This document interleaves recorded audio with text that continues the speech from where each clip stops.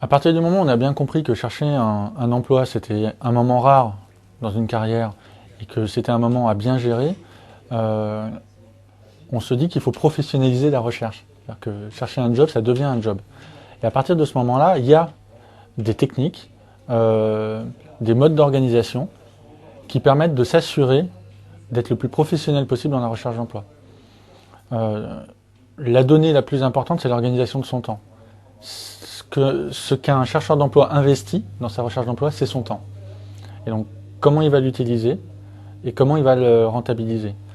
Et là, on a mis au point une méthodologie qui permet non seulement de s'assurer que l'on n'exclut pas de pistes et de typologies de métiers qui pourraient nous correspondre, et en même temps de bien organiser son temps. C'est quelque chose qui fait qu'en moins de 6 mois, on est sûr de trouver un poste qui nous correspond. Comment ça fonctionne? Il y a une analogie qui est intéressante, qui est une analogie avec le domaine financier. Un conseiller en investissement, quand il va travailler sur un portefeuille boursier, qu'est-ce qu'il fait? Il va équilibrer son risque. Il va mettre, alors en fonction de son aversion au risque, les pourcentages bougent, mais il va mettre 20% de son investissement sur des choses sûres, des SICAV, du monétaire. Il va mettre 60% de son investissement sur des choses un peu plus dynamiques.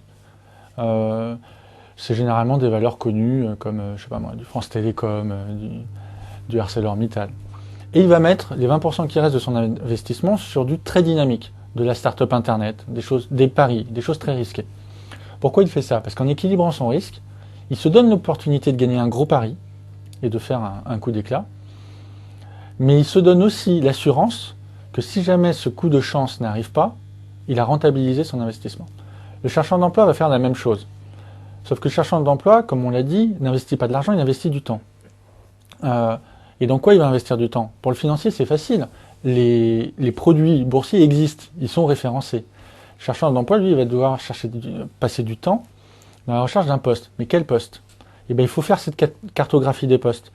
D'avoir cette vraie réflexion, sans se demander si le marché est prêt à comprendre ce qu'on est en train de lui demander, de se dire quels sont les 20% de postes les plus sûrs pour moi. C'est généralement le meilleur moyen de savoir si on est dans cette catégorie-là. C'est les postes où on n'est pas forcément très heureux d'y aller le matin, mais on n'en fait pas une dépression non plus. On sait qu'on est très compétent pour ça. C'est-à-dire que si on envoie un CV, l'entreprise normalement doit être folle de joie de recevoir notre CV. Les 60% du milieu, c'est le dynamique. Donc c'est les postes qui sont dans l'évolution classique de ce que l'on a fait, soit en vertical, soit en transversal, c'est-à-dire soit en évolution vers du management, soit en changeant de secteur, passer du marketing au commercial, qui sont les postes pour lesquels normalement, si vous envoyez votre CV, vous avez un fort taux de retour, parce que vous êtes typiquement dans l'évolution attendue par le recruteur.